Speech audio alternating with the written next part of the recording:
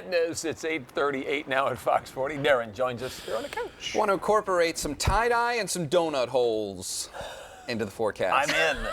Sounds crazy. Sounds delicious. It actually does, now that you mention it. I'm sure that crazy Are donut the donuts shop tie-dye? Well, I'm sure that such a thing exists. We should have them on the show at some point. And this is all going to tie into the fact that we do something so unique here in the months of July and August. We stay so darn dry. The rest of the country gets rain. I want to show you a map that's going to help explain this. First of all, here's the map. So it looks kind of weird, right? That looks kind of dull and flat and white. Normally, I don't like to go flat and white. You guys see the outline of the country on there?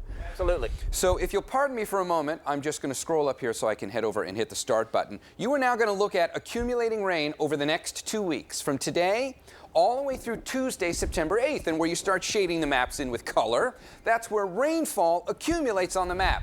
Now, I wanted to show this to you not only to drive the point home that isn't it unique that we're not going to get rained on in the next 2 weeks, but also, and I think more interestingly, to point out the fact that everybody else does get rained on. We are getting gypped, Darren.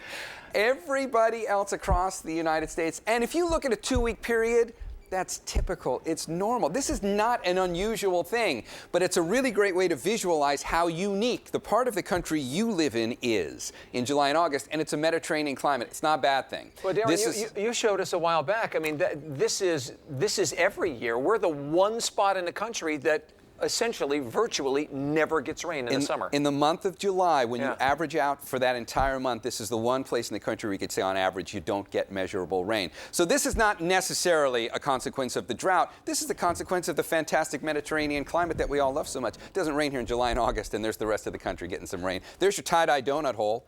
See, I tied it all together. A bit of a breeze through the flag in downtown right now. Today's numbers bring us back up to 93, and this is where we stay. We'll be in the mid-90s through Friday of this week.